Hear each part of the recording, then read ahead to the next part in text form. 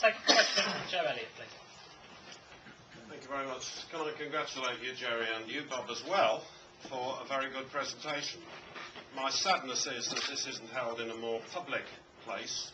As grateful as I am for the Chamber hosting this, I think it's a great shame that it didn't take place in the centre of Coventry, which would have given more people the opportunity to come. Because that's why most of the questions are headed towards Bob, because there's obviously people with vested interests here.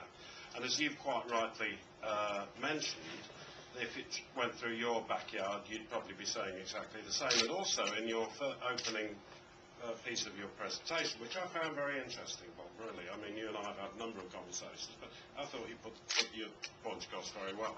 But in the early stages, you said that environmentally, if it was purely environmentally, you would be against it anyway. And then you talk about the petrol prices through a lot of your presentation, and I felt that you contradicted yourself there. My main reason for standing up is that I find it strange and difficult to understand why you, as a very eloquent politician, will, who's based in Coventry, who knows Coventry well, will actually stand out against your own Labour Council, the Conservative Council, and even the Lib Dems and Dave Nellis, who are very much against this because they feel that it's not the right thing for Coventry. And as a specific item, the Frygate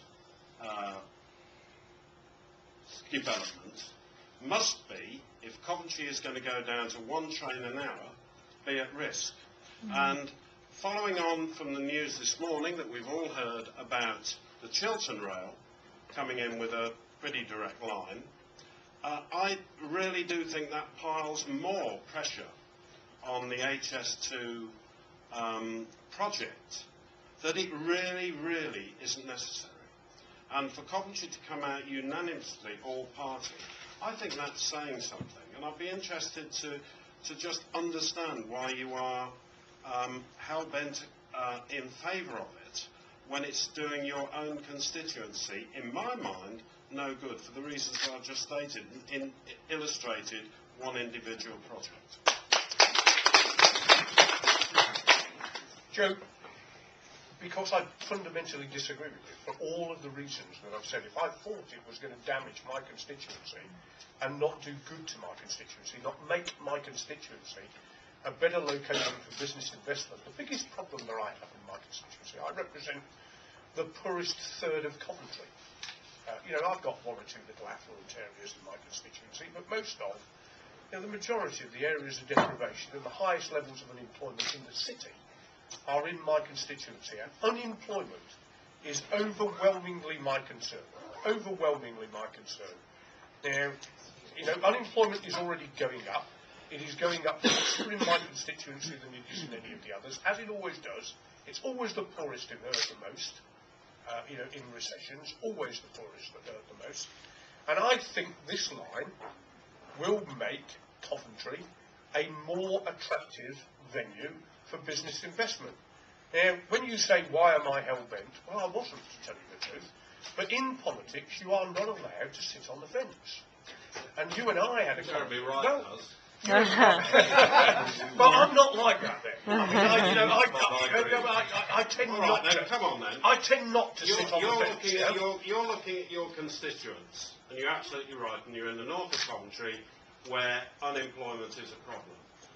This train is actually designed for the businessman to get from Birmingham to London very quickly. The people that are in your constituents are not the guys who are going to use the train. They're in Leamington, Stratford and all points south, where it's even more difficult to get to Birmingham than Coventry. If you could go straight, if you want to go from Leamington to Birmingham, it's a nightmare.